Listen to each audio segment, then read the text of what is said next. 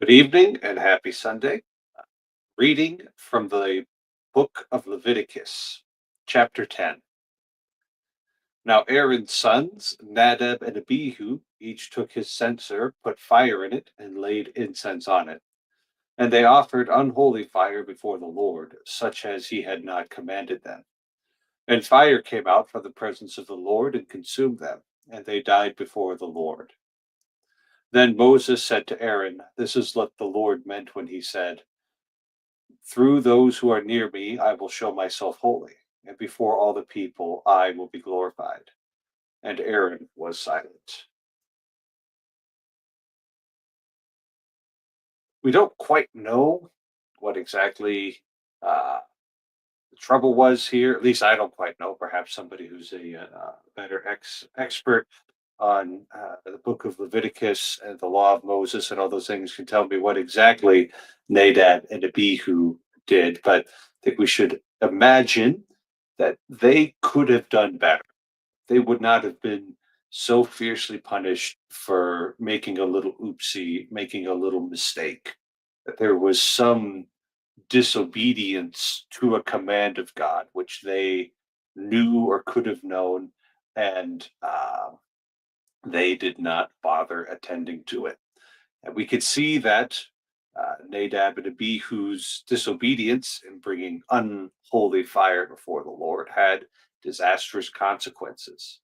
Uh, it brought out fire from God. There was something about the manner of worship that they were trying to offer, which was not pleasing to God.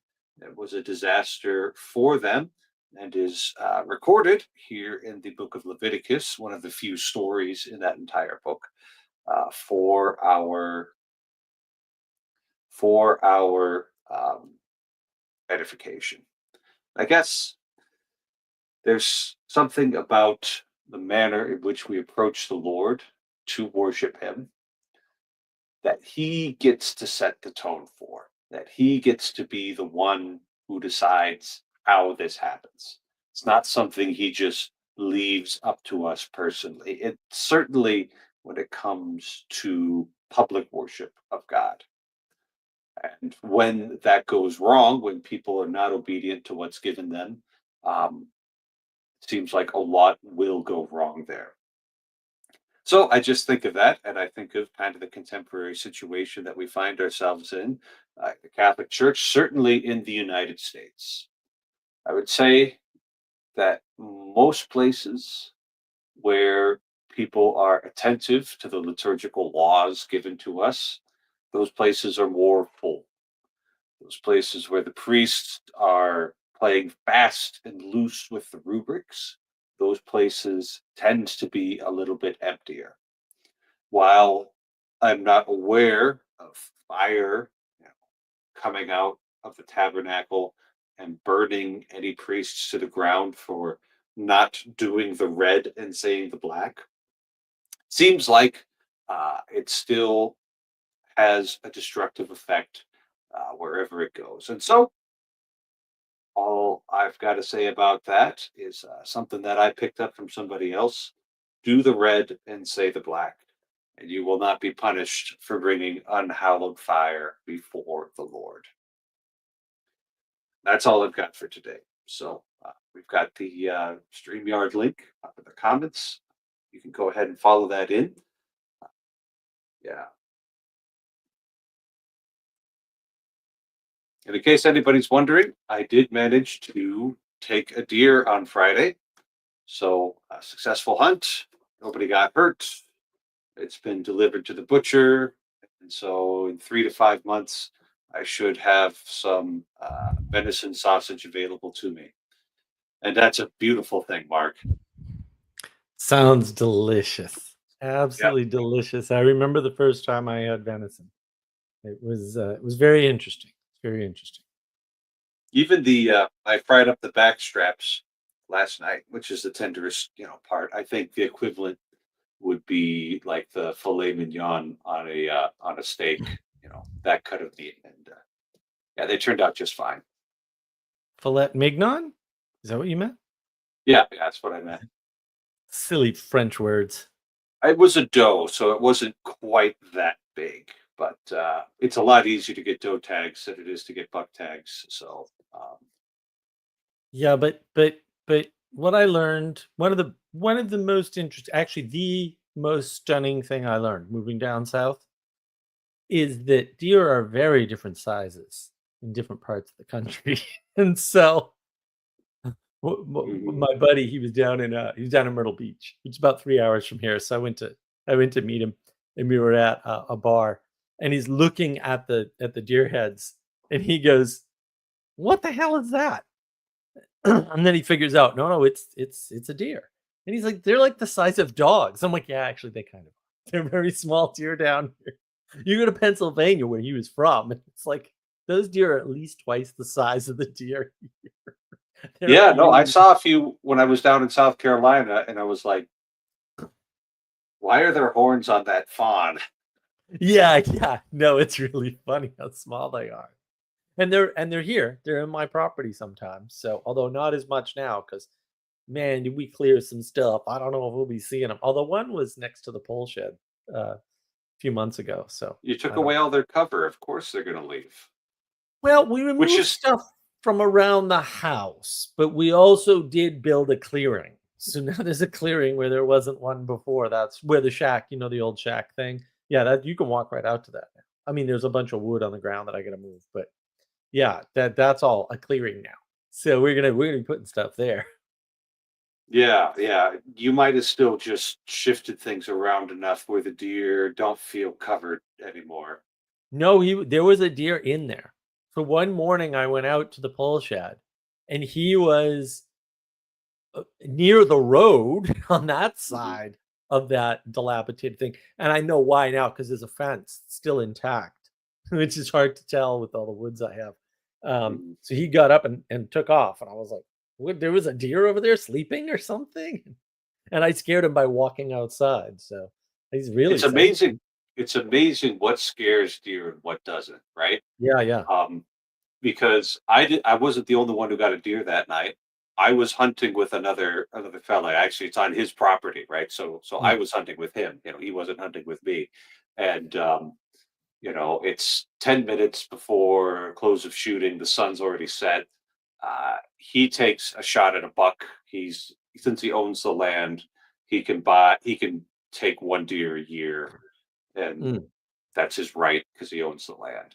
So he got the buck, and of course, he's been doing this since he was 12. Perfect shot right through the heart. Um, and then 2 minutes later, the one that I shot just comes out. It's like apparently the sound of a 243 does not indicate to a deer that there's trouble. Yep. They don't have It's any of just those. yeah, right. And I'm sure there's the evolution might actually be like a good explanation for that because the use of firearms and hunting deer is they haven't had a chance to build up instincts against that, I guess. So Yeah, evolution, like pretty much all the sciences, for reasons that are mathematically apparent to people who actually know how to do things, it tells you a lot more about the knots than the aughts. We'll mhm. say, and there's reasons for that. It's kind of designed that way, but nobody gets into that. It's very very unfortunate. Well, Very I'm just wondering how long it's going to take before deer learn how to cross the road. never. You don't think they'll ever Actually, be able to learn how to cross the road? actually, a lot of them cross the road just fine, and a few don't, and Okay. that's really Well, that yeah. could be it. Yeah. There's a little Yeah, bit of a bias there. yeah, the whole thing about, um, I think I think maybe this isn't entirely, it doesn't map 100%, but, like, the deer strikes with cars actually maps pretty well to population of deer density versus number of roads. Hmm. And actually, I hit a deer once, in mom's car, haha.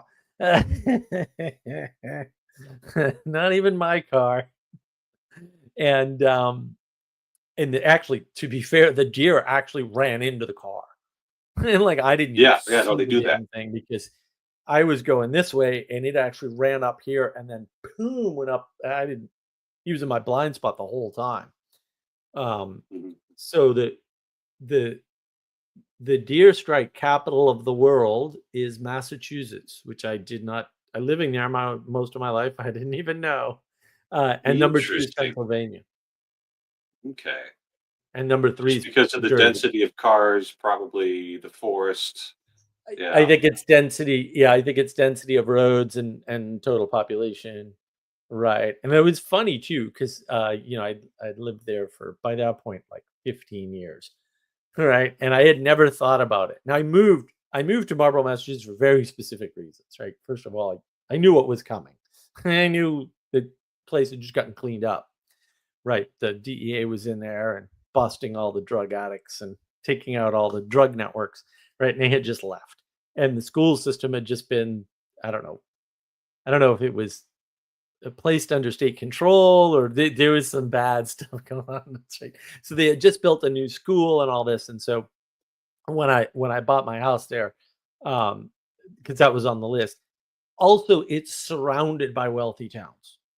So you take my house, you move it 5 miles in any direction, and bang, the value doubles, right? So it's a very, very nice, potential place, right? So once they cleaned it up, it was really good.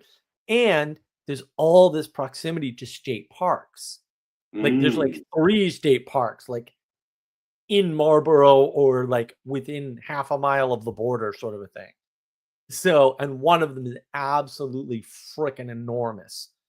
And Mhm. so that section of town was the one I was driving through. Now I'm on a major road. I'm on Route 20, Boston Post Road, right? Like a big road, pretty much. I mean, it's not a huge road or anything. Like it's a big throughway. Like this is how you get east to west. This is how you get to Boston. It's the old Boston Road. Like that's how it's done. And there's for the most part, once you get out of Sudbury, right, there's plenty of stuff, and even in Sudbury, there's plenty of stuff along the side of the road. Yeah, except it's only on the side of the road, and then right behind it on Okay. both sides is nothing. So of course there's deer crossing there. Never even thought about it. Never even thought. Go to the park that way all the time. Never occurred to me. Oh yeah, there's nothing. There's there's like stuff along the side of the road, kinda, not a lot, but a little bit, but nothing behind that stuff. So it really is just like this little tiny strip of people and wood and unfettered woodlands north to south. So you don't even think about it. And that's actually that way quite a ways along the road because I was over by old Longfellow Inn, right? Wayside Inn. So that area is all open woodlands and ponds and you know mill, right? And stuff. It's quite nice. It's quite a beautiful area. I really do miss that place sometimes. It's a nice little city too. Yeah, it's a good sized city, right? Walking distance to downtown. I think it took me about a minute to walk downtown. The downtown went through a rough time, but you don't even think like, oh my goodness, yeah, there's a lot of woods here. Which is again, that's why I moved there. So you'd think I could put two and two together, and yet I never did until I hit the deer, and then I was like, oh yeah, Yeah, I prefer to hit deer with bullets rather than cars. Works out you a lot can't better. you can't keep them if you hit them with a car. That's just another reason to prefer hitting them with bullets over cars. Yeah, I know. I get no venison stew out of it or anything. I'm like, what the hell, man? Yeah, The that would the be. the cop the cop called somebody, right? So his car comes whipping down the road because it was late. I think it was 1 in the morning or something when I was driving home. His car comes whipping down the road. Guy gets out because the deer went this way. He went back on the other side of the road. Guy Mhm. gets out, freaking pops the trunk, throws the deer, and it peels out and gone. And I was like, "What And just that was the happened?" Because sheriff's. I That was didn't. the sheriff's guy. They probably have a buddy they call, right? Yeah, And he just takes care of it all. Like, "Oh, yeah, I will help you out. I will clean the road of the deer," which, you need to do because you don't want any yeah, deer going any kind of speed, man. yeah, Not yeah, not the deer up there. The deer down here, you probably be okay. The yeah. deer up there, no, you're not being okay. Yeah, yeah. Well, I've heard of people like hitting a deer. This is in North Dakota, so a completely different world from Massachusetts. I've heard of people hitting a deer and they'll like call the sheriff and say, "Hey, I hit a deer. can I keep it? And then the sheriff will be like, yeah, sure. We'll send a car out there and we'll record it all, you know. So they take the knives out, they clean it.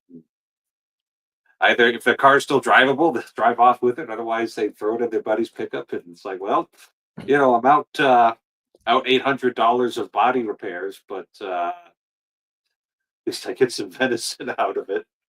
Oh, Illegal still in not a mass. good place to be. Illegal in mass, probably, but it Yep. might be You can't. legal with the right phone calls in North Dakota. That's a whole different thing. Yeah, but some states have laws and some don't, right? Some states have a law that if you hit the deer, you can't keep it. And when my parents lived in England, there was an interesting law where you could pick up a pheasant if you found it on the side of the road, but if you hit it, you couldn't stop and pick it up. And so people would do is they would just pair up and go around and hit pheasants, and then the guy behind them would go and pick it up. That's funny. That's hysterical. Oh, up here, there's a list people can get on for cleaning up moose that get hit. That's an entirely different scenario right there because the moose will utterly destroy your vehicle. I don't care. Well, I don't care how big your vehicle is. you're not throwing a moose in a trunk of any car ever. No. You're So gonna yeah, need a sizable truck to take away a moose. Yeah, it ain't no Toyota pickup situation either. You yeah. need a full bed. I mean, people haul those out, but they quarter them first. Oh, is that what they do? Yeah, they. I don't quite know what all goes into quartering. I've only ever taken deer, nothing bigger than that. But that is the way of doing things. I can't imagine. I mean, if I Yeah. needed to and I learned to cut up beasts and do that, I would totally do it because I know that that's how I am. But if you talk about it, it's like if I leave my room and I see a spider, I'll like jump back and like, whoa, I don't want to kill it, right? Like, we go through great pains here when things get in the house to get them out safely, right? Oh, But it but if somebody else is scared of the spider, I'll just squish it immediately. Bang, you die. Because like I know my role, right? So I flip roles very easily, right? If I need to be so protector, I will protect for sure. But if I don't need to be, I'm just like, oh no, a critter. We must protect the critter. and so because feeding somebody with venison has yet to be necessary, you haven't done it. Nope, I haven't done anything like that. And It's I venison was a trick, right? Because we were up in Vermont in the cabin. My grandfather had a cabin up there with his friend, and they I think they bagged a deer. I don't remember. I was really young, but I remember being up there. It was a good time, and we had some stew, and I'm eating the stew, and I go, "This stew is delicious. What kind of stew is this?" And they go, "Venison." And I go, "Oh, that's awesome. Thanks." Didn't occur to me to ask what a venison, like what kind of an animal is a venison? I've never heard of that animal because I was young. So back then, the idea that I had never heard of an animal was just like, yeah, and it's Tuesday, like of course, there's lots of animals I haven't heard of, right? And so it wasn't until late, and they had chuckled about it, right? They were like, "Oh, it's venison," and I was like, "Okay, because they knew if they told me it's a deer or it's Bambi, because those are the same thing when you're young, Mhm. probably now for me, oh Bambi, look, um, I would have been like, and freaked out. So fair enough. That's It why we wasn't came up with the until I word got venison. home. That's why we came up with the word venison. So It's exactly, we can exactly. trick people. What is this? Bambi. Mm, blah. Yeah, no, that's why you don't give names to animals you're going to eat. Yeah, people still do it, and it still works. But yeah, you're not supposed to. Yeah, Once you name them, it gets harder. Got to train the yeah. children. I don't find it that hard, but that's just how it is. Who would have thought? You'd be the bleeding heart animal lover, and I'd be the cold-blooded killer. I doesn't seem likely, and yet here we are. Yet here we are. No, my mother was really good with animals. She splinted a deer that broke its leg in her yard once, and the deer let her, and she nursed it back to health. And one time she had a hawk show up, a red-tailed hawk, and like it showed up, and she had it in the garage, and me being me, so I didn't even think of it, and it was my mom. She's like, "Oh yeah, it's in the garage. It's right by the door. You can just open the door real slowly and look at it." It didn't even occur to me how dangerous and stupid that was. But then the thing is, like, from my mother, I've got magical animal powers, so it's actually not that dangerous.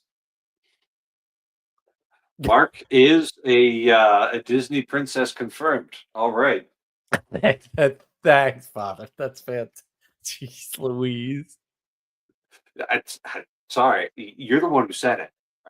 I did not say it was a Disney princess. I Well, said I had that's magical basically animal what you. powers. Okay, magical animal powers equals Disney princess. Every 8-year-old boy knows this. Freaking the horse whisperer was a guy. Come on. Come on. Give me horse whisperer at least. Man, that's a If tough you had any crowd. horses, I might. I could have a horse. I got the land for it. Yeah, they. You would need to cut down some trees. They like to have a little bit of room to stretch their legs, but you'd Yeah. have enough Well, water. the property behind me, they had horses. Mhm. So, yeah, I mean, if I could afford horses, I could afford to buy their property and then have horses. Yeah, yeah. Horses for most people are not revenue generating. No, no, they're not. Horses are not revenue.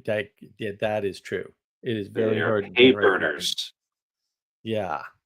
Yeah, horses are like boats. Boats are holes into the water.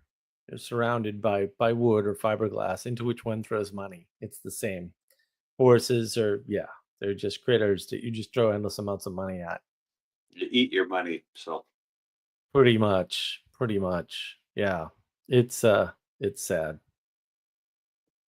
Should be cheaper to have animals. But yeah, I got yeah, I don't know what's going on in the woods over next to the house. That's I don't know. We got some more clearing to do, but the big crazy trees all down. So I got to cut a few of the little ones down with the chainsaw one of these days. It's getting like today was gorgeous. It was 75 degrees or 73 degrees or something in the afternoon, and it's it's 40 beautiful. degrees and raining right now.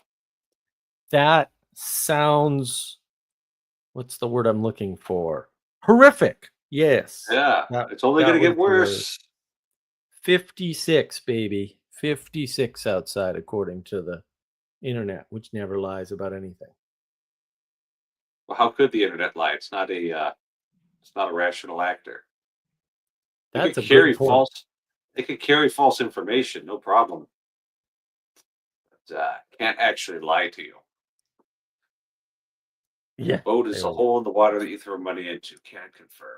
So surrounded by something. There was a plaque that said that in the beach cottage up in Maine, where I spent many a summer.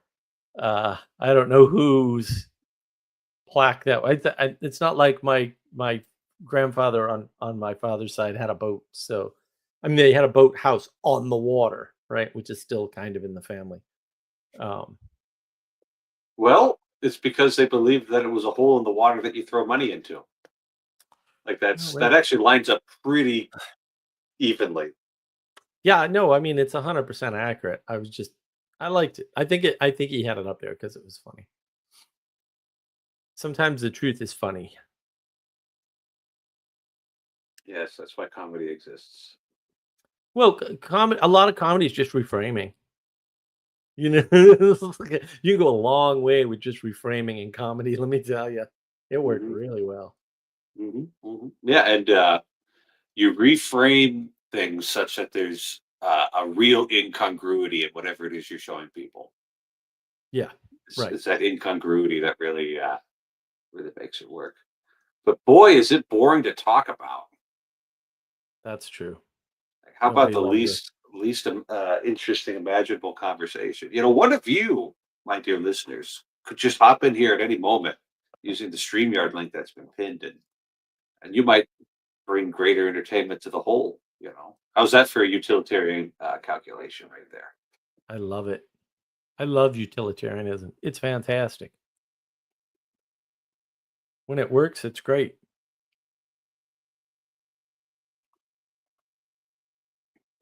Only the Well, hardcore philosophy people will get that. uh, The existentialists will just get depressed, but that was going to happen anyway. time for another cup of coffee and cigarette for them. Exactly. It's so true. It's weird the extent to which your mannerisms and then eventually your physicalities like really identify your beliefs at some level. Yeah, well, it's like this is something that I've noticed. Is like you get to the trad young people, and guess what they're all into? They love smoking, Yeah. right? It's usually cigars or pipes, but they're all like, "Hey, we're gonna succeed," and sorry, we're gonna smoke, and it's like I think it's just kind of like a company and exposure thing, and you know the people around you are doing it, so you're probably going to do it, right? Yeah, well it was yeah, it's just interesting like, all the beatniks look the same sort of thing, right? And yeah, oh, like hippies all look the same. Then they get upset and they try to differentiate themselves from different different subspecies of hippies, and I'm like, I okay, I think you're all the same. I'm sorry. But like I don't know. I don't know. It looks that way to me. Take a look here. We can start talking about politics if we want to really get into trouble. Will Musk succeed with his, I think that's Department of Government Efficiency? Yeah. Of course he Depends will. It's on how gonna many people he's allowed to fire. Yeah, no, of course he will. Like that's an easy hit. Especially for somebody like that. Like if that's like me doing that job. I can always just walk into a place and say, yeah, this person's useless and this person's useless, and it's just obvious to me. I don't have to I see mean, them work. Like, oh yeah, these people look useless. it's quite the here's a mind-blowing statistic for you. The Vatican has about 5,000 employees Hmm. to govern a billion people, right? Right. And that's why bishops need to have so much authority in their diocese, because the Vatican doesn't have to, like, they're swamped and overwhelmed as it is with just the things that they're supposed to be um, dealing with. It's just the United States government is way Right. larger. So it's I mean, it's one thing to like walk into an office building and do that, but you've got federal employees scattered across the entire nation. I just It's a gargantuan undertaking. Yeah. Like, even if you spent 8 hours a day firing people, walking through the office with the efficiency that you purport to have, like, how many people could you fire in 4 years? That's Right. That's the that's problem. the real question there. So, um, yeah, I don't know. Yeah, it's a problem, and Musk has failed plenty of times before. Maybe not at that, but yeah, he's failed. He's failed tons. Yeah, this perfection narrative has to go. Has to go. Very dangerous.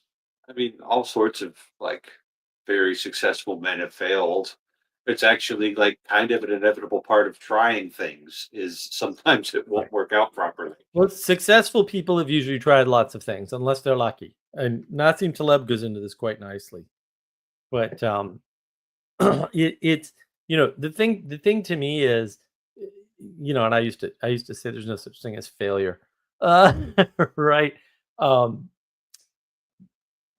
if you're not missing your goal, then you're not learning anything, and like and people don't realize that. I'm like, no, you don't understand. if if you're hitting the mark, then uh, you've learned nothing. I mean, hey, hitting your mark is great, but hey, you could And have it gotten depends. lucky. It's sort of like, how much do you want your CPA to be learning on the job, right? Like, maybe there could be little improvements to the processes, and like Right. catching extra little details there. But that sort of thing, it's like, no, we just need to make sure the taxes get filed properly. Right, Um, but the thing is, the things that you see in the world are successes because those are what are held up. And our mm, brains naturally, well, they do two things. They absorb, but then they immediately discount failure. Right? Because that's what you're supposed to do. You're supposed to absorb it. And unless it was, particularly bad failure, mm. or dangerous or something, you let it go. And that's people don't realize that. And so And even not people just who your are failure, but other people's failures as well. oh yeah, Yeah. right. Right. And I think one way to I actually want to do a larger thing on this someday, but on navigating patterns. But I think one thing people miss is that the way we communicate internally to ourselves all goes through the imaginal. So when you're doing something and you fail and you can, imagine like, oh, where you went wrong. That's actually the same mechanism as when you're watching somebody else do something and fail. Right. But what happens is people get this deep confusion between that imaginal sense and actually doing things in the world. And then they go, Yeah. well, I know how to do that. And it's like, until you've done it, you don't know nothing about it. And it just, right, knowledge only happens as the result of an action. You can't read a book and get knowledge. The It's map, impossible. the map doesn't tell you. So I took a deer this weekend, right? And I didn't really start hunting seriously until I was older. So I haven't taken that many deer. So I got to relearn stuff, over and over again. And like, we'll just talk about like the butchering process, because we deboned it ourselves. We didn't have to take the carcasses to the butcher. You save money when you do it that way. You got to do the work yourself, and it's like, yeah, like I could look at the uh, diagram of where all the muscles I need to cut are, and like, sketch all of that out. But like, there's nothing that can actually replace that, like putting your knife into the Right. animal and beginning to Right. cut the meat out. So yeah, and there's very little that can prepare you for the smell too. So be aware of that. It's not like overpowering, but it's sort of like, ooh, yeah, Right. Well, and the way they teach basic butchery skills is put your knife between this and this, feel this. It's always yeah. feel, feel, feel, The right? feel of Drag the knife.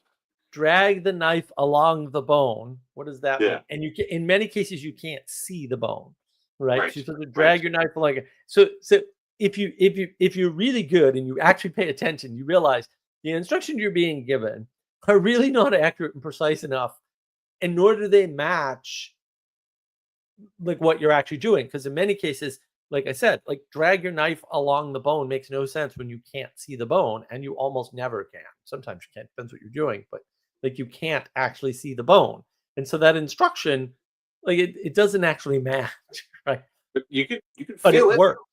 Right. Yeah. But it works, which is more, see, that's way more interesting. Nobody Mhm. talks about that. I'm like, why does this work? It's actually wrong. Oh, right. Yeah, like I got some pointers on using a shotgun to shoot clay pigeons. And it's not that technical, it's precise. It's like, keep the shotgun kind of at hand and ready, and then put your eyes out into the sky, but don't focus on anything. Yeah, yeah, And then yeah. and then when you do that, you're not really focused on anything, you just boom, you just knock them right out of the sky. It's amazing. Yeah, Right. yeah, and then, another thing. Oh, I was just thinking about something else that was kind of along the same lines. It'll come back to me, but, um, oh, yeah, keep your eye on the ball, you know? Right. right? Like when you're batting, it's like, oh, don't think about your feet, don't think about your hands, just keep your eye on the ball, right? And like let the subconscious machinery handle this because your conscious machinery is going to be garbage at it. Right. Right. Nobody talks about the subconscious. It's like, I mean, Freud and Jung knew that was where all the stuff was, like all of it. Your rational mind is not interesting because it's almost non-existent. So, like, your conscious mind is irrelevant. Your subconscious moves everything pretty much. Very few exceptions, right? And like even the Greeks knew this, right? Like there's this rational mind versus irrational mind fight going on, right? And then you get There is Epicureanism and Stoicism, and they're very close, right? And things like that, where really what it's about is your conscious mind training your unconscious mind to shut up or stop being so pushy or whatever, go right? to a And then different direction. Yeah. yeah, going off in random directions, and we don't have a sense for that anymore. And it's weird, and we don't generally we don't have like politeness is gone from the world for some stupid reason. And now you I mean, you can't even tell people, well, like, "No, you shouldn't do that, it's impolite because it doesn't mean anything to them." And they think it's old-fashioned, and I'm like, "No, it's actually really important," right? Like, this is actually important, like, whether we've lost it or not, we kinda need it.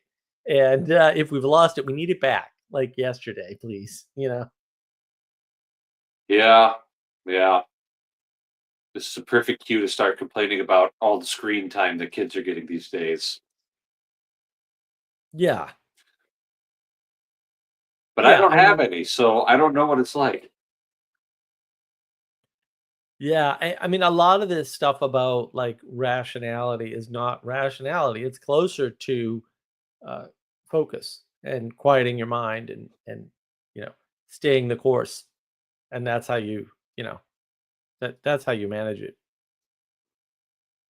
But this idea that everything filters through the imaginal, right, or your imagination, although it's only part of your imaginal, that like everybody should be talking about that. That would generate fascinating conversations all over the place. Well, my goodness, we're having a conversation right now. Let's talk about it. What do you mean by imaginal? Because it's one Yeah, of those so think words that I don't have a crisp definition of in my head. yeah, so the imaginal is that gap between actual and potential, and it's entirely in your head. And that's how we get confused with what's actually like psychological projection is your imaginal being cast outside of yourself onto others typically, or onto the world. And so part of your imaginal are your maps, right? And just your maps. And then you have, roughly speaking, three types of maps, right? You've got the maps that come out of pretty much nowhere, right? That are maybe biologically built in or maybe genetically influenced and biologically, something like that, right? So they're your very basic, rough sort of like gravity exists sorts of maps, right? They're at that layer. But then you've got the maps that sort of you make of the world from your head, and those are very unreliable maps. And it's not optional. Like I'm not saying like, oh, they're bad and you can do away with them, right? But then you have the maps that are informed from your actions, and those are generally really good maps, right? Right, And then because you've gone and tried it and you figured out what actually works and you know what it your feels like. your body has created the map instead of Yeah, your mind.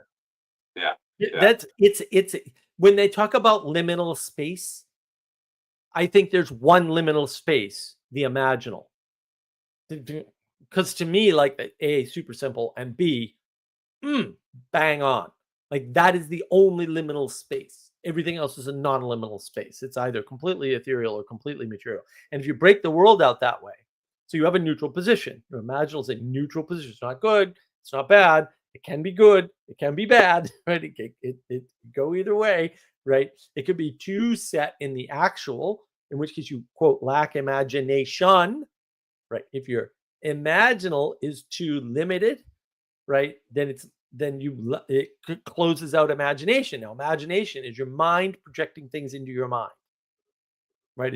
It's your fantasy section just into the imaginal, right? And so it's not connected to your body, right? And then when you other people, like, they're really big on procedures and, maybe they're autistic or whatever, they lack imagination, right? Because the only maps they have are from their body. They don't have any maps that aren't from their body. Right.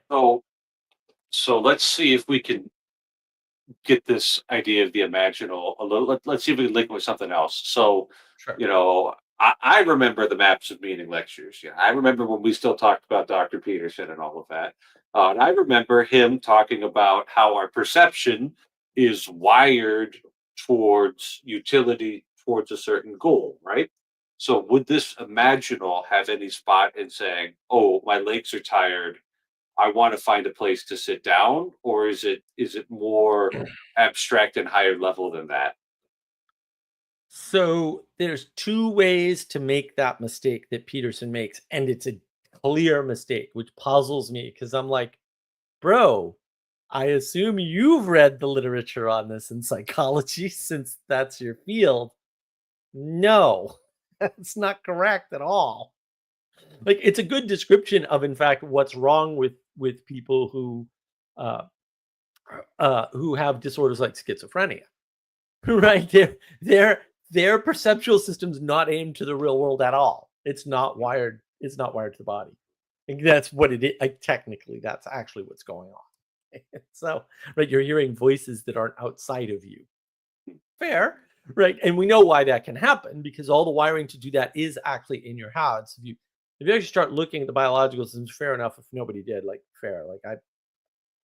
But my roommate and my roommate when I was young was getting his PhD in biomedical engineering.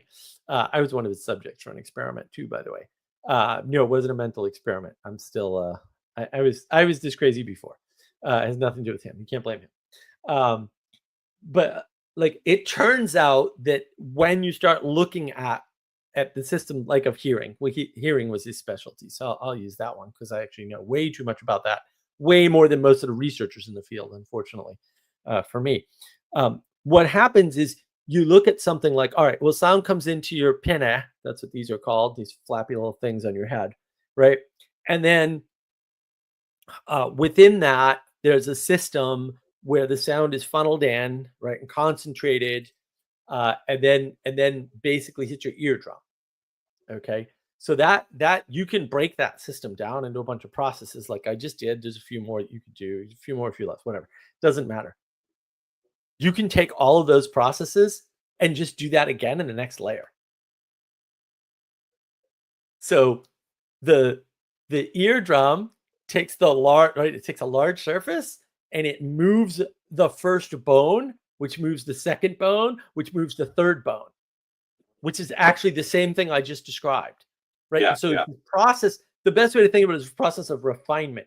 So it Mhm. just turns out that at some point, no one knows where that point is because science can't science it, right? That gets turned into electrical signals, right? Yeah. And the end of that system for all of your perceptions, by the way, um, ends somewhere amorphously in the brain. I mean, they have a rough sort of physical location, but actually, if the physical location is damaged, you can get around that somehow. So it's not a physical thing, obviously, right? I mean, Mhm. that should be obvious, and I'll tell you the The number of physical times. location might be a convenient location, but it's not the only possible location. Right. The number of people in the field that don't understand that is like 90%, by the way. I'm just telling you right now from having met a bunch of them. They actually don't understand. They're in the field, they see the data, they don't understand what you just said. They just don't, and they don't believe it. They're like, no, no, no, it's in this section of the brain. It's like, oh, it can't be. We know this Can't Why can't experimentally. We, it just be like 90% of the time it's in this section of the brain, and then 10% of the time things are weird? I don't know. Is right. that like a canon lawyer thing that I learned Or, where it's like 99% of the time, 90% of the time it'll work like this, but 10% of the time you're going to need a dispensation because it's just not going to work. Ah, Exactly. But the interesting thing about that is then we don't know what happens at all. Like, we do, right. like, where the nerves come in and whatever that process is, nobody knows anything about it at all, even a little bit. Like, Yeah, yeah. you're better off not knowing the other components because then you won't be tempted to try and figure that one out. But Mhm. that what that means is that because the brain can actually generate signals, because it does it all the time, it can generate, in theory, right? It can generate the signals for hearing. Now, I have seen data, and I don't remember enough of the details because it's really not that important. Patterns, right? I don't, at some level of detail, it's like, no, you're too low. But I've seen data that says like they can see when schizophrenics hear stuff. In other words, maybe not that nerve bundle, but the next one down or something, the next clump gets activated. Mhm. Okay, so that's your brain talking to your brain. So we know this Yeah. can happen. Well, haven't you So, ever had an interior dialogue before? It happens all the time. For well, me, right, but it's in schizophrenia, it's indiscernible from the right, ear. right, Like, and when I that's do it, I know what's going on. I mean, I have this yeah, whole yeah, little yeah, thing yeah. where I tell people this all the time, like, "No, no, no, my brain and I had an argument." And I was like, "You need a better memory." And my brain was like, "Screw you. I'm not remembering that." And I'm like, "No, I want that data. I know you have it. Give it back." And it's just like, "No, I'm not," you know. So, yeah, I definitely have those little internal monologues. They're very fast though. Like my internal monologue system is freaking lightning fast. I just slow way down to be able to read because I couldn't do it. In fact, when I read better when I speak the words that I'm reading. And everyone's like, "Oh no, no, that slows you down." I'm like, "Yeah, but if I read too fast, my dyslexia takes over, and then everything gets crazy quickly." So I actually have to read slowly. I've got a pacing thing now, and I can speed it up somewhat. I can speed up by like 30% for short bursts, but it's super expensive for me to do that brain wise. It's very, very energy consuming. Well, I applaud your commitment to the Moby Dick book club. Then, Thank you. I do appreciate that. There's been a couple times like I don't know how I read Ayn Rand because it was like 12 and 1,300 pages or something that her, Atlas Shrugged and the Fountainhead, and I have no idea how I blew through the unabridged Tolkien in 6 months because that for me I was just like, nah, there's no way you can read that many pages in 6 months. Um, but yeah, it's hard, and the Moby Dick stuff. I mean, I got to set aside 2 hours to do that reading. mhm. And sometimes that's not quite enough, but You have yeah, my chapter summaries to fill you in. there we go. Sometimes. No, usually there's been a couple times where been like on the last page and I'm like, all right, they'll handle this for a bit and I'll double duty. Because one thing I can do without slowing down too much, it slows me down, but it doesn't slow me down as much as you would think. I can read and listen at the same time. But I can also like I could do wacky things like I can listen to 2 conversations at once. Not a problem for me. It's a little hard to hear physically, but once I dial in, I can listen to and participate in both those conversations. It's not even a problem for me. It drains the ever living crap out of my energy, but I can do it. Like it's not that big a deal. Right. And most people are like, what? No one can do that. And I'm like, yeah, yeah, yeah. I've done three. I've done listen and contribute to two and listen to a third. That was really hard. Let's see if we can get back to this imaginal business here. So I gave Dr. Peterson's example of a sitting down place, and you Yep. said that's actually completely wrong because, and then It's we got incomplete. schizophrenia. It's incomplete. Okay, Yeah. incomplete is, um, Yeah, we're not hardwired at all. Period. End of statement. That's just his materialism. There's no okay. hardwiring. That's false.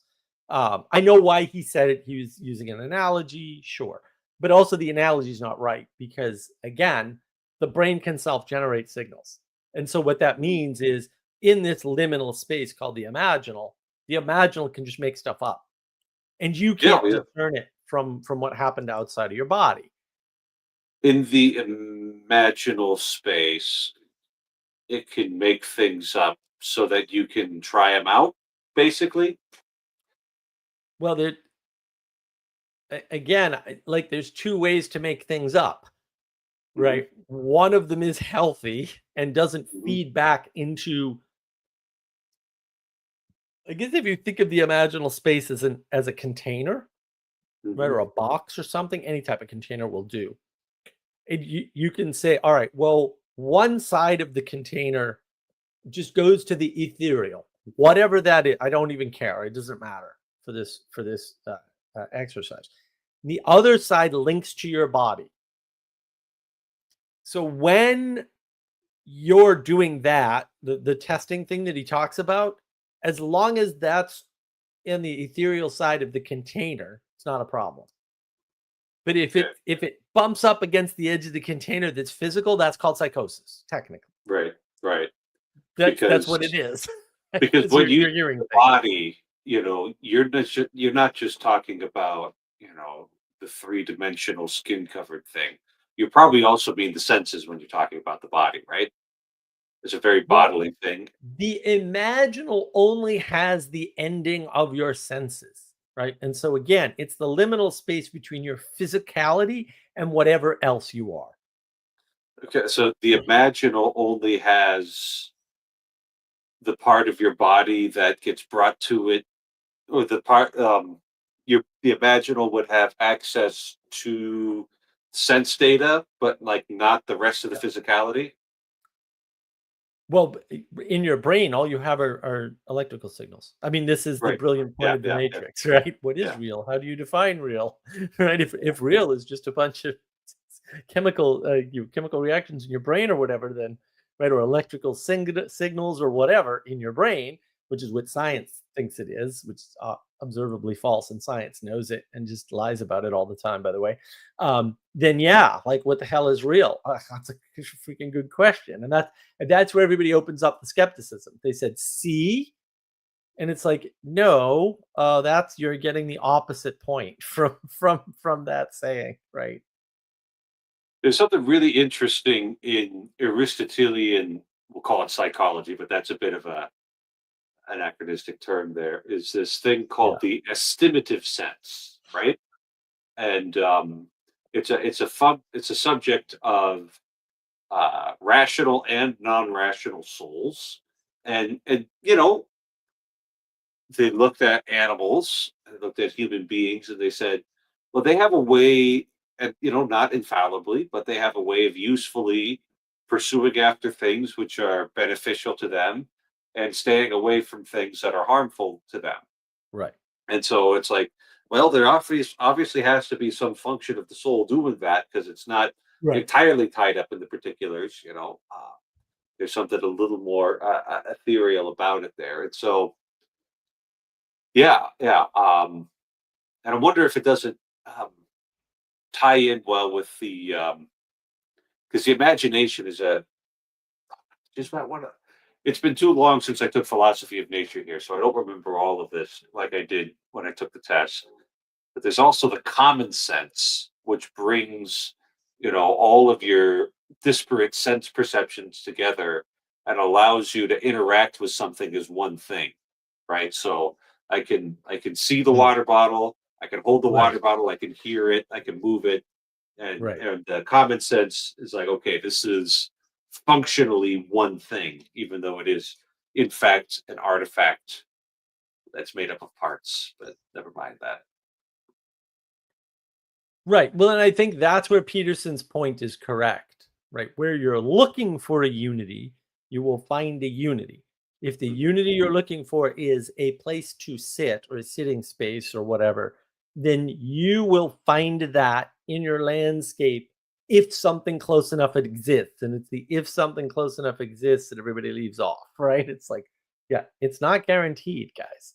Right. There's all this give and take, and they really don't understand things like the 80-20 rule, which is roughly the Pareto principle, by the way. But they don't understand these things. And so they keep thinking like there's one answer on one side of the register without looking at the other side of the register. And sometimes the other side of the register is you and the landscape, right? That when John Vervaeke goes into salient landscape, that's roughly where we're at, kind of, right? Your the landscape, the objective landscape, which doesn't exist, is foolish concept.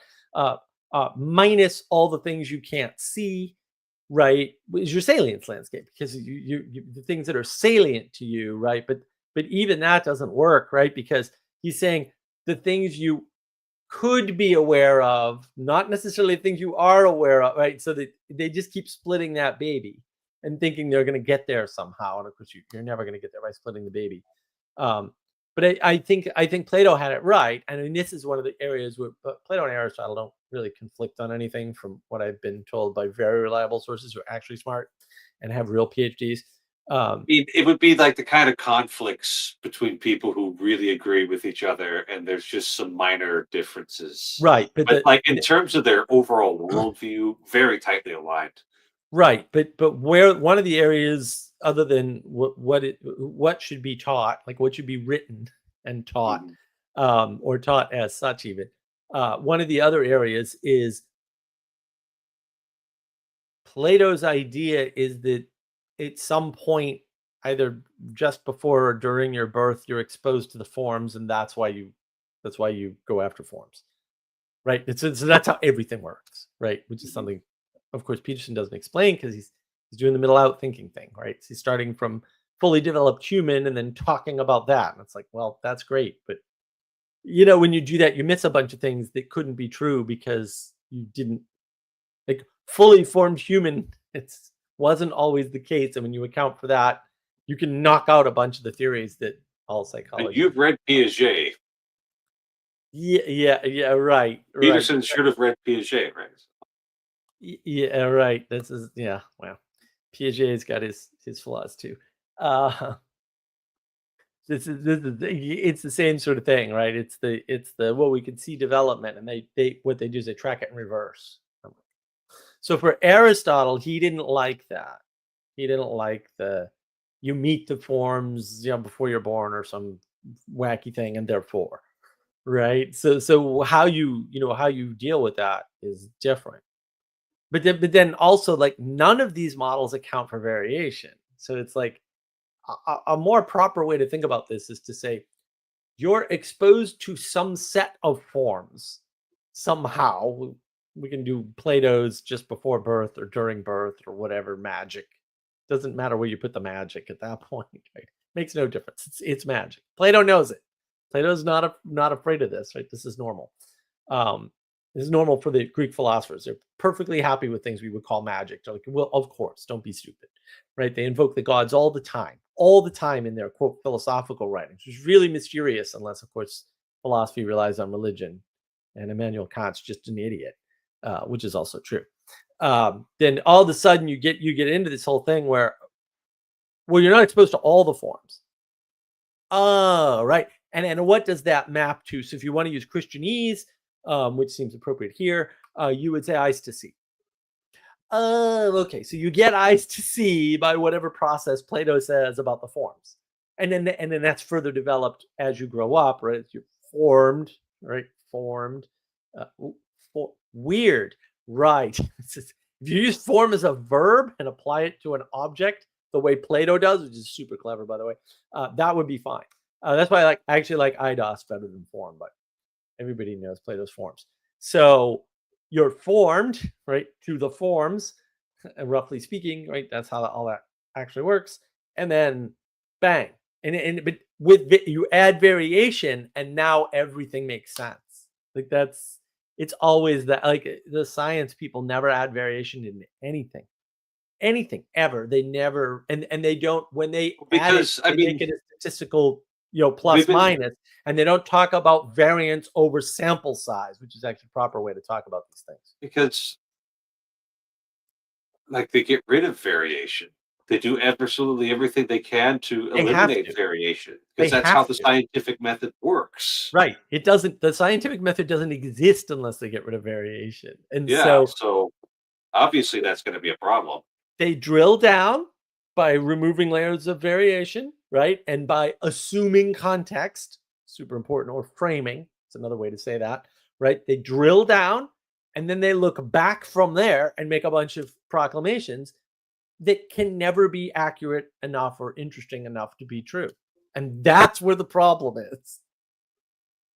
There's a book by it's a novelette, novella, short book by Flannery O'Connor. I can't remember the name of it, but our protagonist is buying a car. It's set in like the 1950s, and he's just like, well, a car like this can take you anywhere.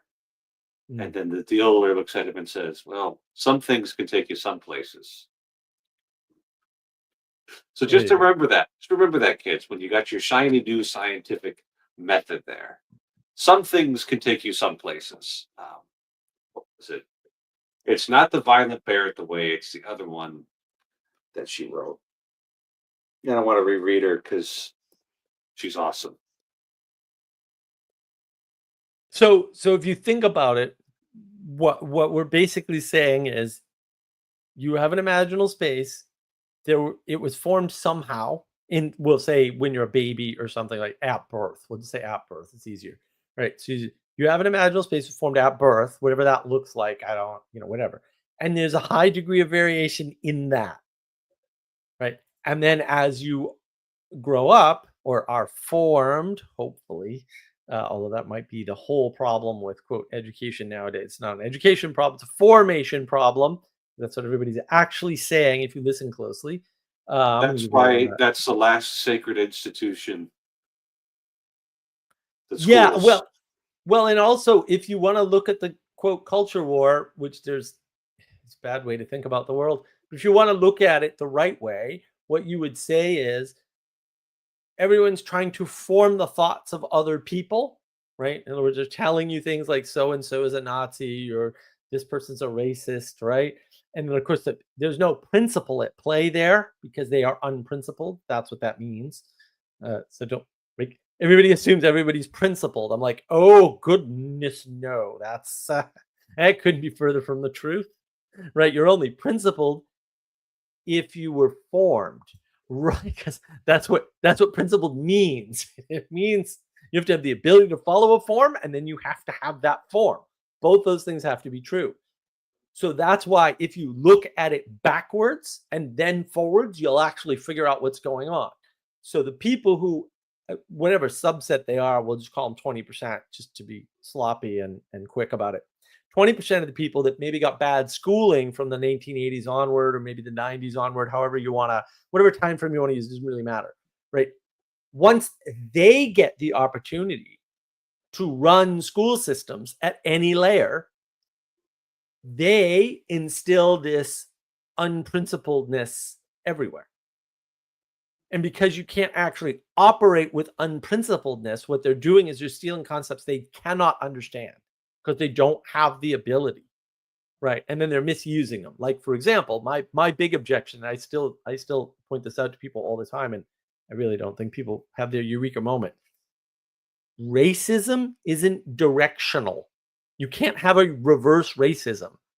And it's not that that doesn't make any sense. It's that you can never make any sense of that. It is fundamentally such a corruption of the language that it cannot be used to make sense of anything in the world ever. And so when people hear things like reverse racism, they go, I know what you're talking about.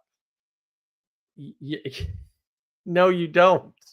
Because you can't apply the principle of race to a direction. It's not possible.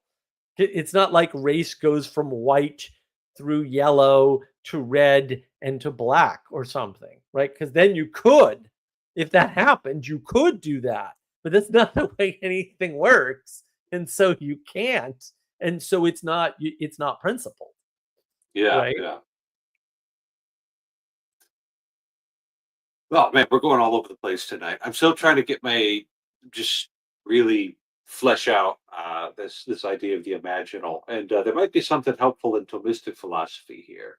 Uh, Thomas Aquinas, picking up probably from Aristotle, but I'm not quite sure, said that the natural moral law, the basic principles of the natural moral law, are imprinted on our souls, right? So it Right. means and the way to think about it is it's not like it's there, but there's an appropriate, slot or a space where if Yeah. somebody's given the appropriate formation, they are naturally apt Mhm. to receive the basic principles of the natural law. Of course, I should do good and not evil. Of course, I should strive to make things better and not worse. These sorts of Right. things. Betraying people is bad. Saying things that I know are not true with the intention to deceive is bad. Um, Yeah, but taking things I that are don't not right in mind is bad. Like these things can be there's like a natural hole carved out for those principles to be put into our souls. right, but I don't think I don't there's any evidence for that. I mean, I think what there's evidence for is that again, some number of principles are there, but not all of them. And I think that's actually why we need things like politeness and good So manners. so at the risk of just to make sure we're not miscommunicating, the idea behind it printing is that okay, you've got this aptitude to receive it, but with bad formation, you can still end up not acting these things out and not being well formed to and so it was Nope. and yeah, you don't see that, right? No, we know Okay. that's not true. We absolutely are 1,000% sure that's not true. People talk about it all the time. They talk about they have good parents, they have 3 kids, and one of them is a monster, and they can't figure out why. And it's clear that I mean, in some cases, they're a psychopath. Eh, So no, observably untrue. Just flat out wrong.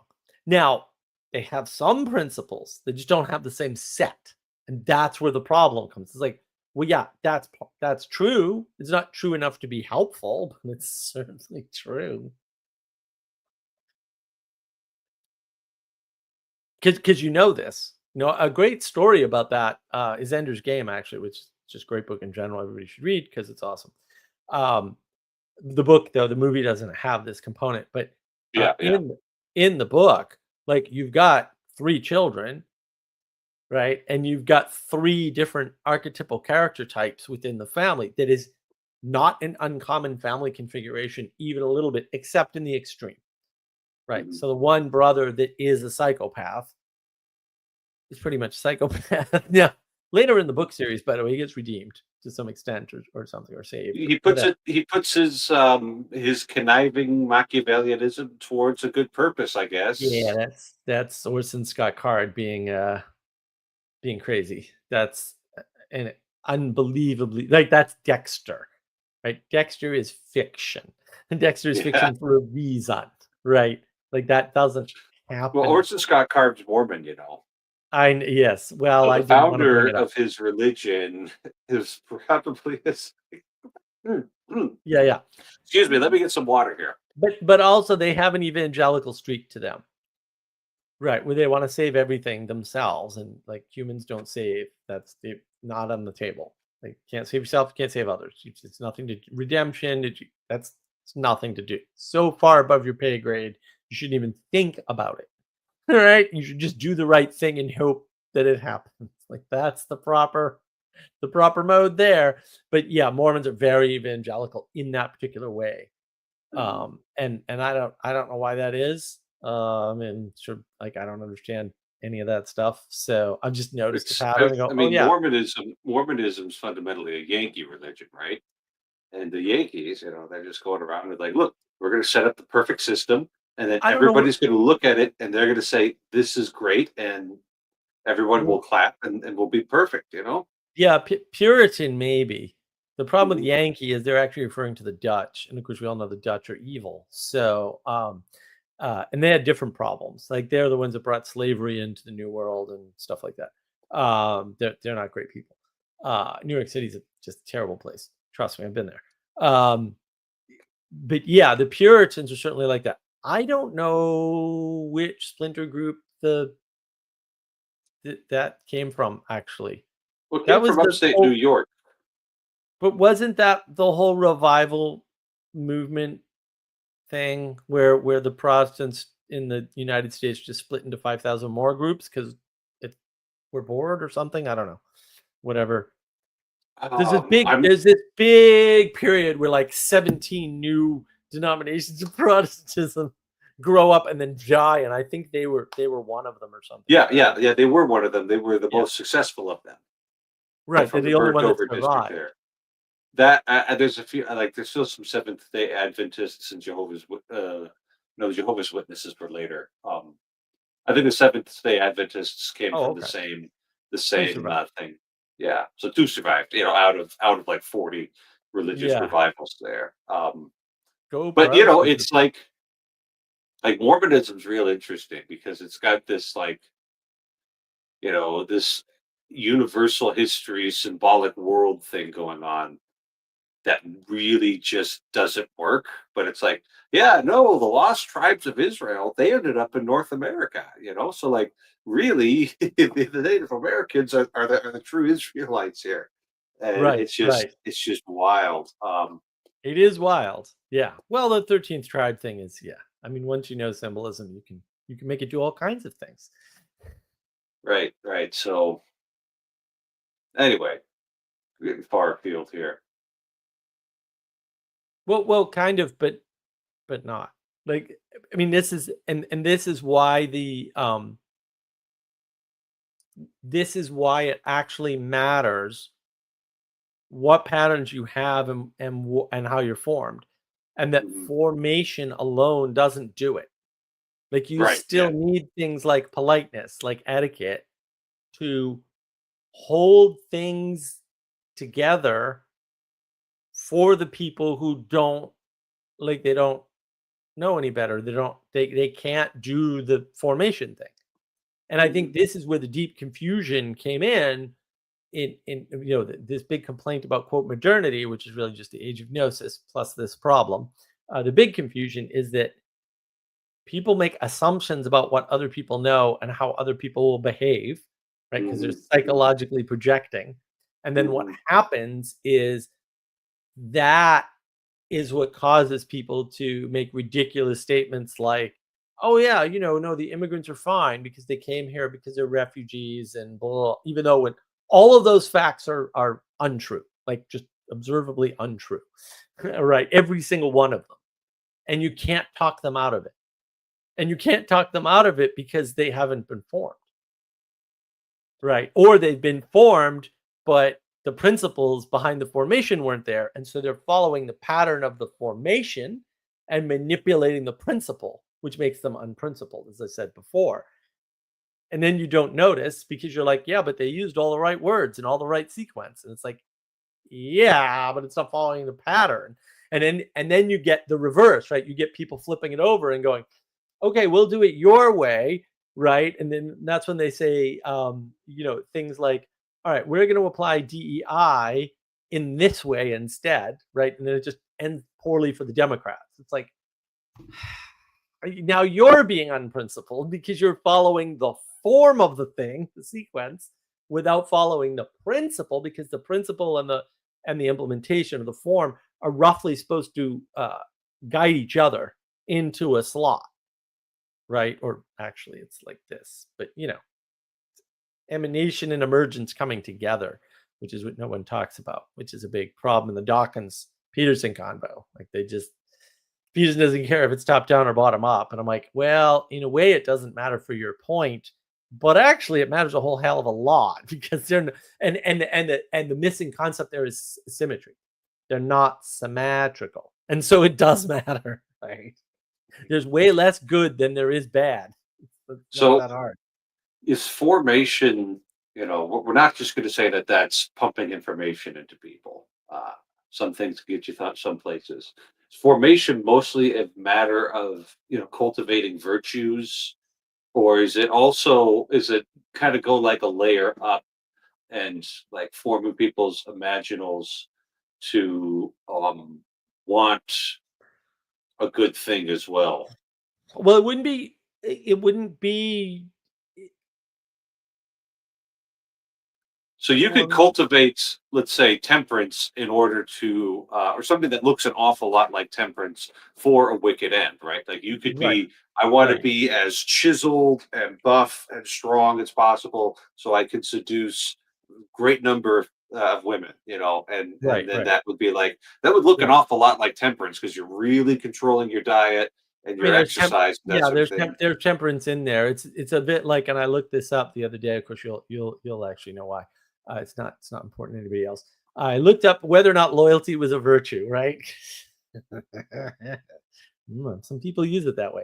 It is not, in fact, a virtue, of course, because if you apply it incorrectly, if you're loyal to, I don't know, evil, for example, or Satan, because that happens, by the way, um, What good is the loyalty? Right? It's Mhm. actually a bad thing all of a sudden, and not only that, it's a purely bad thing at that point because it's aimed at a It purely can bad only thing. degrade you. And But but but the the way I was formation taught, thing. Let me just finish the formation. Let me answer your actual question, and we can jump back real quick. Um, the formation thing is about other people, and this is where everybody starts screaming, right? Other people, right, helping you to learn to get your imaginal under control. So that when you go out into the world, you don't need them as much. You still always need other people, right? So that's what formation is. And that's why when people talk about quote education, what they're describing is formation. And they're unaware about it, or some of them I know for a fact are actively lying. Right? They're saying, oh no, we need to educate your kids because blah blah, they need to pass tests or whatever nonsense. It's nothing to do with education. Right? What they're talking about is we need to form your kids because we want them to think the way we want them to think. And then we'll live in that world because once everybody thinks the same way, we'll live in that world. So you can see the confusion between the imaginal realm, we'll call it the imaginal, or the imagination fantasy side, versus Mhm. the map side, which is a map gotten from physical action in the world. And that's where the confusion is. So we've got a bunch of people, we'll say generally on one side of the ledger, although I hate this, binary cutting in half, who are living in the fantasy world, who want certain things to be true that aren't true, certain people to be Hitler, or certain things to have happened, or living with scarlet letters all of a sudden for no apparent reason, or people telling other people what to do suddenly, even though like the government hasn't even changed, and we already had that government, and none of that happened, right? So it's a good indication that you're in a fantasy, you're staunchly in your imagination on the fantasy side, and you're not in the imaginal realm where you're informed by past experience, right? And so that's really the battle that's going on. Yeah, yeah.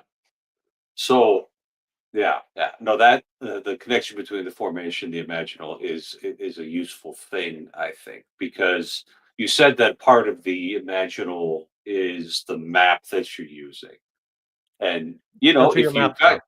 Yeah. if you've got good formation, then it would provide a lot of opportunities to get like the real life mapping experience, Well, right? So, good formation gives you good maps out of the gate.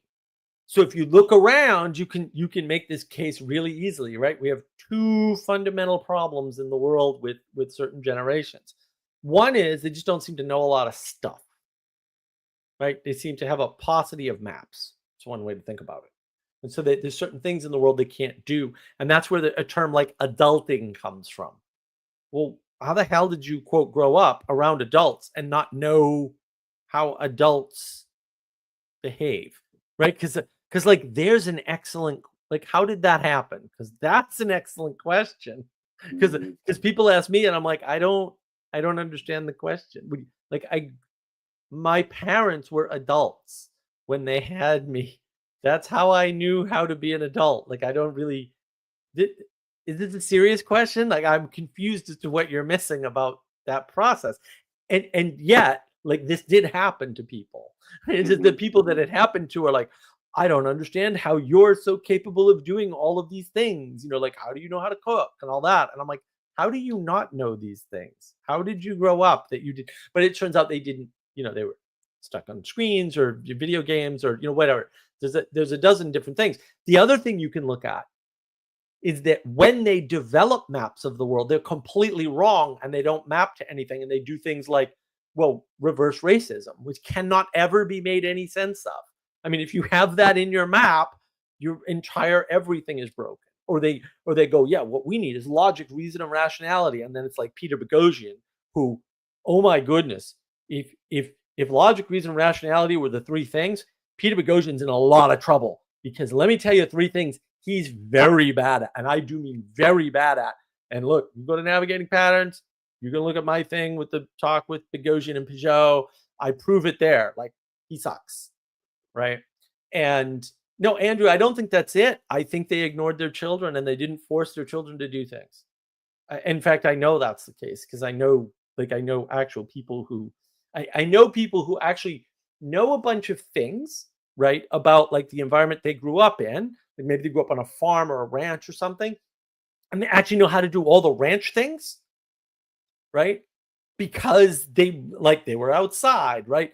But they don't know how to do any of the adult things because the adults, when they were doing adult things, either never grabbed them and made them come and cook, for example, or actively hid from them when the adult things were going on to quote preserve their innocence. And I've actually seen that happen. Like And we're talking about like the unpleasant facts of life, like cleaning things, cooking, doing laundry, having an argument, husband and having an wife, in argument. front of your Yeah. kids. Like, then when they're exposed to an argument in real life, they don't know what to do and they break down.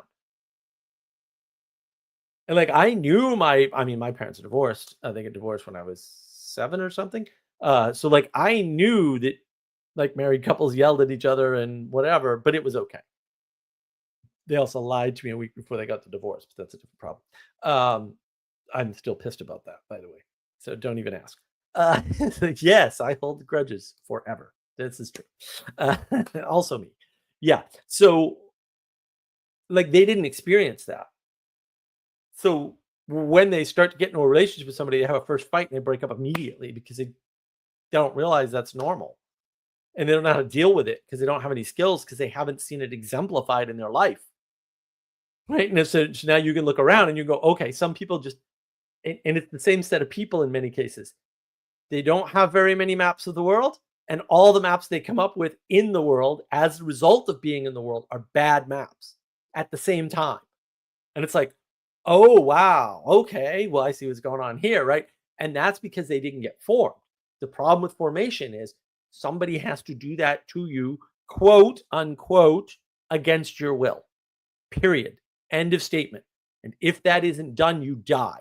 And we know this, right? And this is the thing that Rousseau got wrong, right? He's so terrified that a woman actually followed his advice and left her child in the wilderness, and which probably got eaten or something by some critter, right? Because that doesn't work. Like you need your parents to form you, and maybe not only your parents, but and some of the problem is we have a bunch of people who were formed but not by their parents. That generation has grown up and many of them are running the schools. Now there's not a lot of them, granted, but there's too many of them, and that just explains all the stuff you're seeing now, like really easily. See, it's a very simple model. So I don't know why people are coming up with these complex, third order derivative 4D chess solutions when I'm like, now this is a lot easier than you guys are thinking about. Well, a lot easier. But you have to reject this what we call extremist individualism point of view, which cannot be correct, because individualism is fundamentally a lie, and doesn't exist and never did. But once you realize you are formed, but because you're born into a world, for example, so that formation is going to happen. And if you're formed in the woods without your parents, you just die basically almost always. Not always, but almost always, right? Otherwise, if you're formed in the woods and you're adopted by wolves, because this has happened, you actually act like a wolf. Yeah, you were formed by wolves, right? And so it Yeah. actually matters Yeah. who forms you and how. Right. And when you don't take account for that, because maybe some guy named Dr. Spock, no, really, wrote a book about child rearing and basically said, freeform your children, they'll be fine. He didn't exactly say that. I'm being a little unfair, but also he's a jerk. And bad advice, bad advice. Then maybe your kids don't grow up right. And maybe that's not as much of a problem with the first generation because the structure around them as they're growing up is still intact. Mm-hmm. But in the second generation, this is what everybody misses, the time lag. They don't understand how lag works. They don't understand time works. They don't understand how fast systems move, right? Or how slow. It's the second generation where the impact is felt, right? And actually seen. So it was already felt, but it wasn't visible. Second generation, it starts to become visible. Maybe the third, it depends on what thing you're talking about. And that's bang. But if you look at it that way, you'll see it immediately. Oh, that's exactly what we're going through. It's not the only thing we're going through, but that's actually 90% of the problems are actually that. People with poor maps and people with few maps. And the problem is those two feed into one another, right? Because what it means is you won't understand complex systems. So you can go up to somebody and you can say, listen, And the idea that there's a left and right in politics is dumb and can't possibly be true. And you can hand them all the evidence in the world. And boy, there's mounds of evidence, right? There's third party candidates, right? There's the whole idea of libertarianism, which obviously is a third thing, right? And they can't understand three components in the political system because they can't conceive of it. And then you go, They no, can't no, even it's not conceive that, of Mark. how It's something how else. It's like, no, it's they can't conceive of it. It really is our that. our major political parties are basically just coalitions at this point. And coalitions that don't necessarily have similar aims. It's really odd the way it works out. Um, Well, I mean, in the 80s, certainly they had exactly the same aims. And the only difference between the parties, with very few exceptions, was implementation.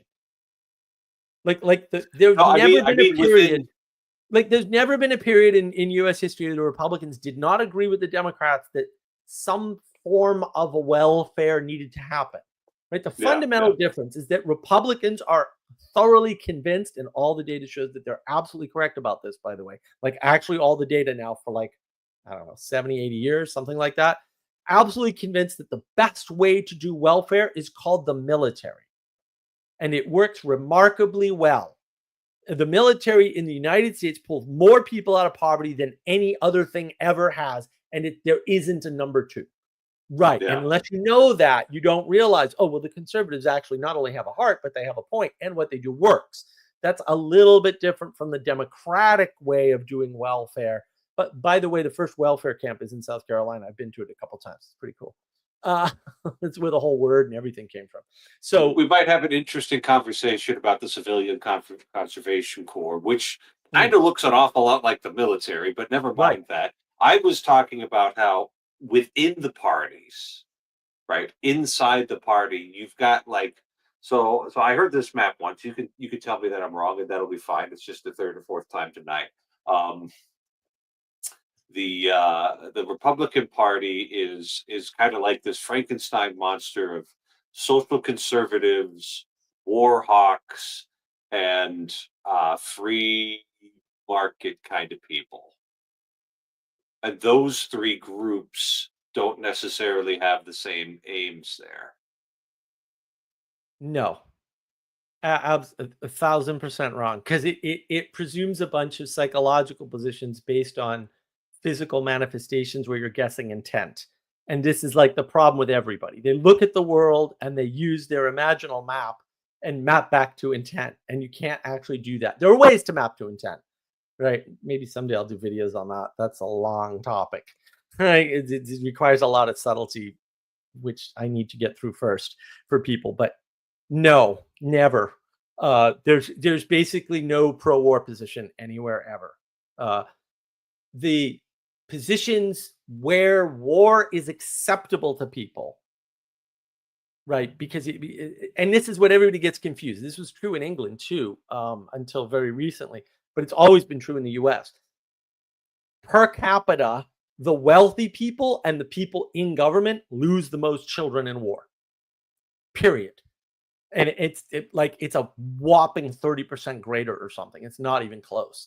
And so people are always like, well, they still want to send other people's kids to die. But actually, that never happens. Sorry.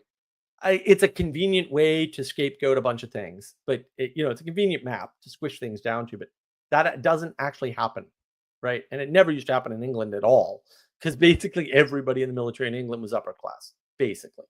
Right? It's not that they didn't have troops and shock troops and stuff. It's that all the officers were landed, the sons of landed gentry or landed gentry, right? All of them. And so every time an officer died, and that wasn't entirely uncommon, that was a big deal. It's also why nobody shot at officers until the American Rebellion, because it was a class system. Like everybody knew their place. And so you'd never shoot at somebody of a greater class than you. And there's no reason to. There's plenty of people in your class you can kill. I mean, that's actually how it works psychologically too. But what it turns out is, if you think there's an existential threat as a Republican Party member, you will do whatever it takes, up to and including war, to get that done. Now, it just so turns out that that's actually exactly the same on the Democrat side. right? Which is why people think they switched, right? So, but if you think real carefully about what's going on, not that this is true, by the way, but if you think real carefully what's going on and what people say, everybody seems to say like, well, it's half the country is Democrat, half is Republican. That was never true, ever, ever. Sorry, no. I'm just absolutely not in the numbers anywhere, right? And but what that would mean is that in order to go to war, some number of Democrats would also have to be war hawks, which just destroys the dichotomy immediately. That's because the dichotomy was never there, right? And now what happens is the Democrats will never go to war against communism and socialism. And they've always voted against those wars. They voted for other wars, though, and so, like Iraq, this nice thing doesn't work, right? And this idea of like socially conservative and this idea of pro-capitalism. Look, the bottom line is the conservatives are better with hierarchy, and the Democrats hate hierarchy, and they can't distinguish hierarchy, or we'll say healthy hierarchy, from tyranny. Now, and if you understand it, like if you just use that formula, you're going to understand the Democrat divide a lot better. You could add in Peterson's formula, is Big Five formula, and then you'll actually map like probably about 65% of the political divide right there. But I don't think you can map more than that using those tools. Like at some point you need real tools, and those aren't real tools. They're close enough tools, but they're not real good. Like it's very hard to divide because people will go into the same war for different reasons. That's the problem, right? And then you realize, oh, the Democrats only go to war when they can get coalitions, because the Democrats are basically a bunch of rebellious groups. They were never held together. The only party that is an actual party is the GOP. I mean, they always had stuff in common. They always had an identify with attitude, and the Democrats have always been identify against, right? Like, well, we all don't the way back to Thomas Jefferson. Yeah, we don't want laws against slavery, and some people don't want laws against slavery because they benefit. But like, and this is like famous. Like this is famous. Most of the people who didn't want to change the law didn't want change, and even if they were slaves. And look, what explains that? Because they don't like change. And of course, it turns out that change was actually bad in that situation. But that's a much more controversial topic that's easy to prove. But you'd have to actually read a book or something. But it would be hard. Don't do that. I thought we were burning the books anyway. I hope so. That's why you should burn the books, because you don't want to actually know that the people who didn't want to go to war and went to war anyway were right. And we shouldn't have done that. You don't want to know that, right? They did it anyway, by the way, too. That's another trait of Republicans. They'll do the right thing even when they think bad results are happening, but they'll do it as a go along to get along strategy, which is the correct answer because they believe in healthy hierarchy. Right, which is why the Civil War cannot be made sense of by anybody, because there's just too much confusion about who agreed with what and what was really going on. And I think Colin Woodard in American Nations lays out the best case, which is, no, this is a battle for the future and had nothing to do with the present. And it's like, oh, and the way he lays it out is very nice, right? Because he's already got the immigration and, imported cultures, basically, is what he's talking. Once you understand things in terms of imported cultures, the way the voting goes in the United States makes a lot more sense. There's little weird things too that he talks about, like nobody in Appalachia, which I know is not its own state, but should have been the state of Jefferson or something. The way people in Appalachia vote is they are against all wars until a majority of the rest of the people are for the war, and then they're all in. Then they all vote for the war. Very weird voting pattern, but it's a very well established and easy to measure voting pattern. And like, that's obviously, that has nothing to do with party. It has nothing to do with party. Even if you could argue that some of them are Democrats, which I actually don't think is true. I think they're all Republicans basically. But yeah, it doesn't fit either the Democratic or Republican theory of how these people do things. But this is just a basic like what they're doing is they're misontologizing or miscategorizing things and then applying those categories incorrectly on top of that, and they make a double mistake. And a lot of things can be made to look any way you want if you're smart enough. And so we have a lot of people making things look random ways to sell books or whatever. They don't know they're doing it necessarily. They're not. Like, they're just smart enough to get away with it, and then they get away with it. They're not necessarily malicious, although some of them are definitely malicious. You know, yeah, you get rid of Gaddafi in Libya.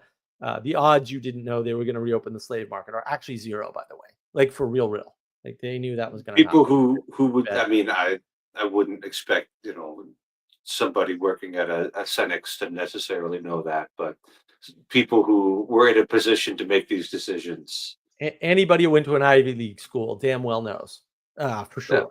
Yeah. I know for an actual fact, because I've audited classes at Harvard and talked to Harvard people for decades, that they were taught that, and that was proven to them and shown to them historically to be the way things happen in the world.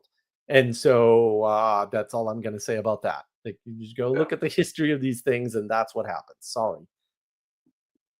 Yeah. So there is this, and the way we fool ourselves is we can imagine that the GOP is made up of the three groups you mentioned, even though those are invalid groups that are unmeasurable. So even if it was correct, it's wrong because you can't measure it. Like, and see, this is why I'm able to, like, kill things quickly. I go, wait a minute, right? Because I'm a pragmatist. I'm like, can you even measure this? Because if you can't measure it, I know it's wrong. It has to be wrong automatically. I don't need to think more about it. That would be a waste of my brain power, and I kind of value that, so I don't waste my time on things. Right? I try to find ways to knock things out, which is a very scientific way of thinking. It's so ironic that I'm actually using science correctly to knock things out as quickly as you can, because that's the actual scientific method. Everything else is not science, by the way, right? And then I go, aha, and now I have the answer, right? Not that. Can't be that, right? And then people get upset because I'm very confident, and I'm like, well, yeah, but if you use science, you can be very confident. Of course, you have to use it correctly, which is a different problem. And that I just read that thing in a magazine, so I'm not too terribly right. To it. Yeah. Right. So what happens is you read this in, you take it in propositions, which are already the lowest resolution you can operate at mentally is a proposition. All right. That's the lowest resolution your brain actually operates at. It's terrible resolution. And then what happens is you create a map in your head, and then you fit that to what? Your experience in the GOP? Nope. To another map in your head. Right? Now, either you fit it to an existing map or you create a map to fit it to. Oh, wait a minute. In the Imaginal, I said this before, you can create a map. Yes. And you can create a map not from your physical experience. Well, now the article makes sense because you can apply logic, reason, and rationality. And this is the trick of logic, reason, and rationality. You can use them to prove literally anything. No, actually, for real, they're not objective in the world at all. They rely on starting points. Right. And ending points are really important here too. And then you'll map it and you'll say, aha, my experience matches the map that I was given outside. And the opposite happened. Right. You took the outside information in and then built a map that matched it. And you go, oh, that's my experience. And it feels like experience to you. It feels like you experienced something. Because I've experienced socially conservative Republicans. I've experienced Republicans who supported this or that war, and I've experienced people who are really into free markets. So you've run into people that make those claims, and they're probably true claims, right? But they don't support any war. Like, see, and that's all right. That information's missing. Like, you don't know what wars they don't support. They don't go, well, I support, this war in Africa, but I don't support the Ukraine war, and I don't support, the Boer War, and I didn't support the Great War, and I did, like, nobody says that, right? I didn't support Vietnam, but I did support Korea, because there are people like that, by the way, right? Nobody gives you the negative case. Right, yeah. And so when a map comes along that's just positive matching case, which is always a hint, by the way, always, when they give you a positive matching case map, you'll map it to your experience 100% of the time because I mean, you've got experience of all kinds of things. And so that will map, right? But you don't have the experience of being in the GOP and actually talking to people about their beliefs. And even just their stated beliefs will usually put this to bed pretty quickly. Right. Because like a lot of people think, for example, the second Iraq war was predicated on lies and a big mistake. And of course, I have a video on that on navigating patterns. That's not true. Or it was more than justified. It was a little late, actually. But that only makes sense if you middle out think it from the perspective of the second Iraq war and you ignore the treaty they were under and the UN and all the things the UN was saying and, all the data that they actually had and the fact that WMDs were found, of course, because they were, and it's all over the military reports because you have to read the damn military reports to know that. But like, just wasn't necessarily the nuclear material, but that's more than one type of weapons of mass destruction. It's not just right. nuclear material, and the nuclear material thing is debated. But that's what put it over the edge. But like, you got to understand things like, they talk about, if you're on a rabbit hole, Valerie Plame, right, who worked for the CIA, and it was her husband that went and did the quote informational tour he did the spying effectively. She was never a spy. That whole thing is frustrating as hell. He came back and flat out lied about the yellow cake. And the reason why the yellow cake was a big deal and Iraq was trying to get yellow cake was because the French and the English told us that. It wasn't like we had the information. It's that a corrupt CIA person who worked for the CIA, was never a spy, was never a field agent, sent her husband, Joe Wilson, I think is his name actually, to disprove the yellow cake when in fact the French had the telegrams and the emails and stuff. And now, so there's something useful here, right? So I read this in a magazine that's sitting over there. This map that isn't really a good map that tricks you into these things. I didn't hold that idea too tightly, right? Because it's like, this is a political thing. Like, I don't really understand it. It's not really, I do a little bit of research when it comes time for voting so that I know, what the different ballot measures are. And maybe I'll look up a few of the candidates so I can but it's not really my thing. So you can be wrong sometimes, but it won't take you out if like your bigger map of the things that that you don't really understand, what you should be holding on tightly to and what you can hold on loosely to. If that's in good shape, you get in a lot less trouble. And it's really unpleasant to have Mark tell you that you're wrong. But sometimes it's actually, it's better for I'd everybody. rather be told I'm wrong than have a bunch of sycophants. I tell people this all the time. I get super nervous when I don't get negative feedback. Even on like my videos and stuff, I actually get really nervous. I'm really nervous because I'm like, I don't know if anybody understood it, right? I don't know. And then some wonderful person like Christopher comes along and just shows not only did he watch my channel, but he freaking gets it at a very deep, not everything maybe, but the things he gets at a very deep level, and he can use it and he can analyze things like that now. And I'm like, all right, okay, it's all worthwhile again, but I always get worried, right? Because you give people tools and like they could destroy the world just as easily, right? But you notice too that, so I live in South Carolina, so I went to vote. I put very little effort in. I see a down-ticket Republican. And then we have one measure, which is about 4 seconds. Took about 4 seconds. Although I like the way South Dakota does it better. But the measure was, do we basically assert in the state's constitution that only